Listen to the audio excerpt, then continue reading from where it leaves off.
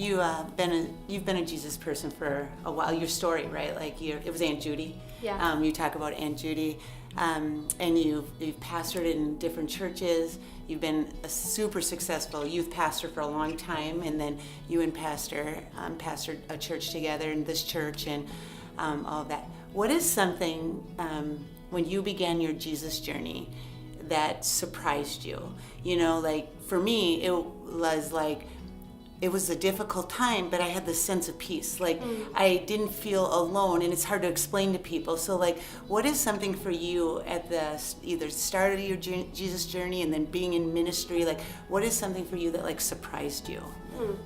That's a really good question. I think I got saved, or we don't even call that, but I got saved, which is starting my Jesus journey, or re-saved, I guess you'd say, at the end of high school. And I got saved in a very strict church.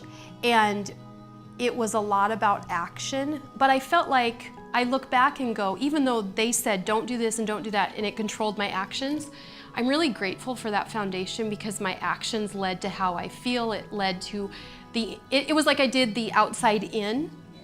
But there was something awesome about that. Now I look back, I went fast forward really quick because I was like, oh, don't watch that and don't wear that and like watch how low your shirt's cut and don't wear skirts that are too short and like it was don't go swimming in a swimming pool with boys. Like I was like, oh my gosh, okay, like I'll do whatever you say.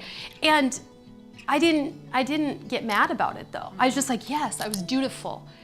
And now I look back and go, and I really grew quick because my actions led to good internal beliefs. Sure. I wouldn't change that for anything. Now I'm grateful that we're in a church that you don't have to change your actions first, or you don't have to get it all right and then show up on a Sunday. Sure. And I think that that's why the church I attended was 45 people.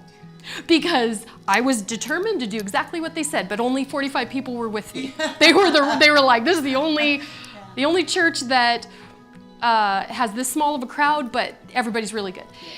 Now we're in a church that's thousands and thousands of people, and what we're asking is to get the internal belief first, and then the actions will come. But here's the thing, we can't do one without the other.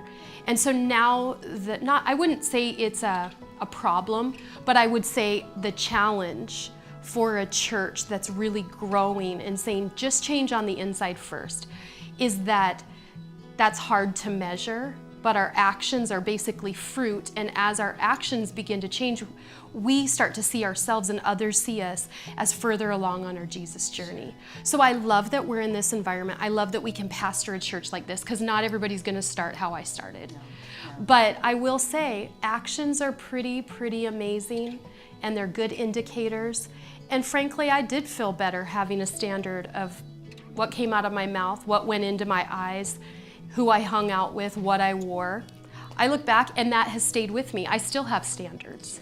And that makes me a happier Jesus person. Sure.